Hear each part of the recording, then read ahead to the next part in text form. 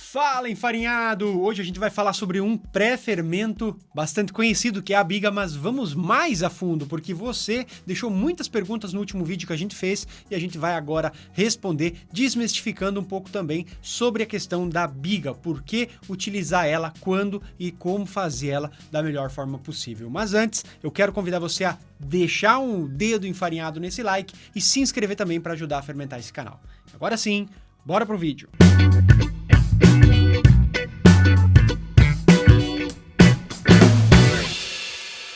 Dando um contexto para você, a biga nasceu por Pier Giorgio Giorilli, o mestre que estruturou esse processo sólido e replicável. Esse processo já existia na panificação há muitos e muitos anos, mas Pier Giorgio foi o cara que colocou no seu livro uma espécie de base, né, para você fazer esse processo, e aí todo mundo batizou como biga Giorilli. E hoje a gente vai aqui nesse vídeo acabar com 5 mitos sobre a biga que fazem muita gente errar. O primeiro mito é a biga melhora a digestão. Você acha que a biga melhora a digestão da tua massa? Então presta atenção, porque a digestão depende muito da quantidade que você come e não só do fermento. A biga melhora o sabor, textura, volume do produto, shelf life, mas não faz milagre na digestão. Então presta atenção. O segundo mito é biga é só para pizza napolitana.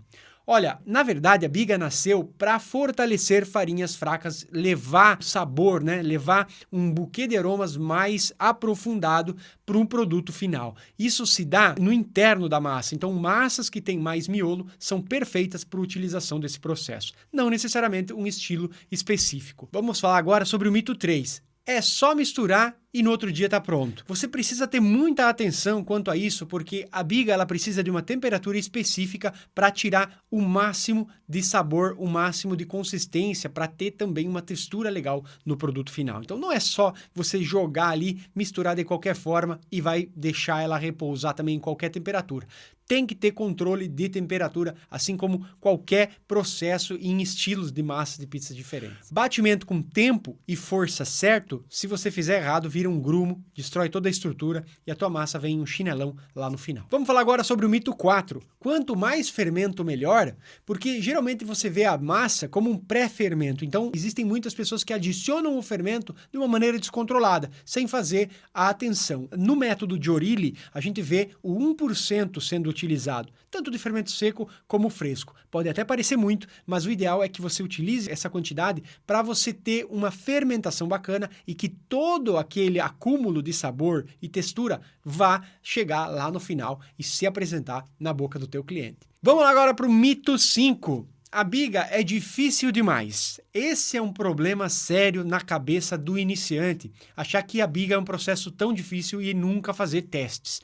Você tem que ter técnica, mas o resultado sempre compensa. Você ganha estrutura, volume, aroma, sabores inconfundíveis. Então vale a pena você tomar coragem e fazer testes para a utilização de pré-fermentos. Agora vamos lá para o laboratório, onde eu vou te mostrar como fazer uma biga nos moldes da biga Giorilli e mostrar para você o ponto perfeito de batimento e também o ponto perfeito de fermentação. Fala, enfarinhado! Bem-vindo ao nosso laboratório para a parte prática da nossa aula sobre a biga, como fazer um batimento eficaz de uma biga e o antes e depois, porque todo mundo quando vai fazer uma biga, tem essa dúvida, qual a textura final dessa biga? Qual o momento certo de parar o batimento? Porque, obviamente, a biga é um processo que não deve desenvolver a malha do glúten. Então a gente vai ver agora com a nossa maceira, a nossa R6i da Remac. Se você quiser, na descrição desse vídeo, temos mais informações sobre essa maceira aqui.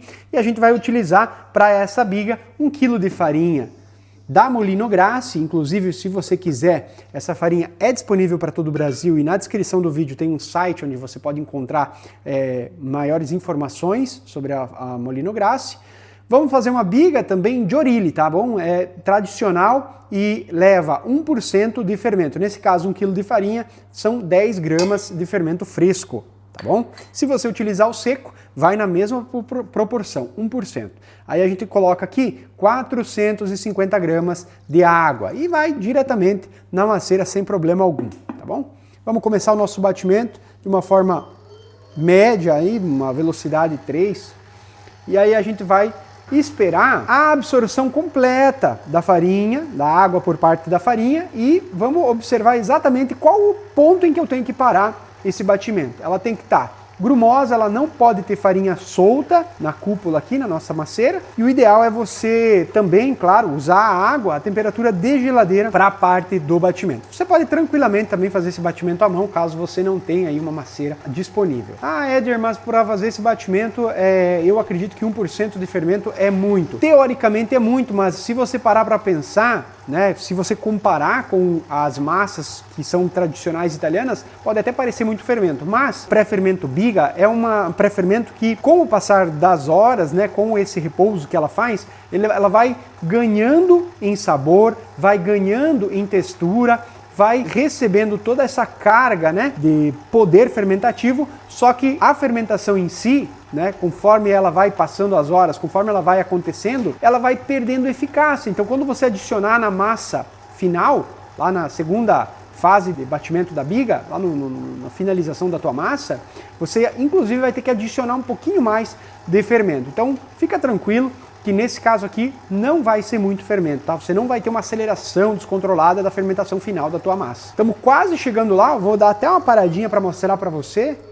Ó, se você perceber, ela em cima aqui, você já vê até alguns pontos assim, bem característicos, né, da finalização do batimento da biga. Mas quando você vai lá para o fundo, você encontra o quê? Você encontra aqui farinha solta, ainda tem a farinha que aí, né, não tá 100% ainda. Então vamos bater mais um minutinho aqui e aí você vai perceber quando é o ponto final. Quase chegando a 4 minutos de batimento. Em média aí de 4 a 5 minutos você já deve ter um bom nível de desenvolvimento da massa.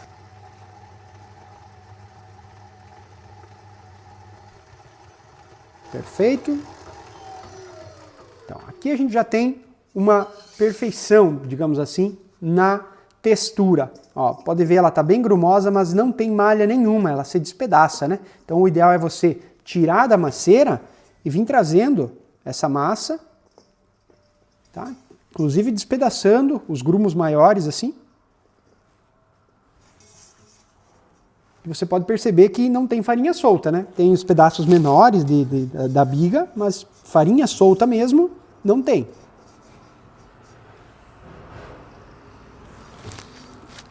Vou dar um giro aqui. Para soltar mesmo.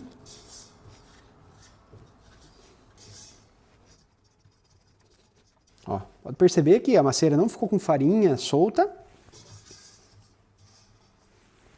E essa aqui é a textura para nossa biga. Quanto tempo essa biga vai repousar, Éder? Média, 18 horas a 18 graus. Se você tiver muita dificuldade em ter essa temperatura no teu laboratório, você pode levar ela por 4, 5 horas a temperatura ambiente e após isso levar para a geladeira por 24 horas, totalizando, né, lá no final 24 horas de fermentação, tá bom? Como que ela vai ficar?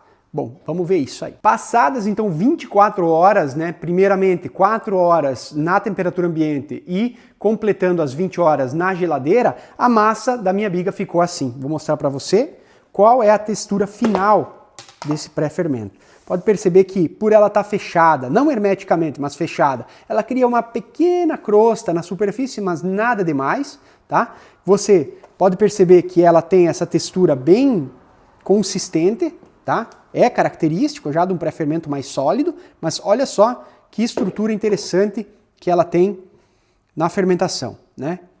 Tem um perfume muito forte de iogurte, né? Essa fermentação mais lática, né? Mais alcoólica na verdade, mas ela é bem interessante, tá? Ó.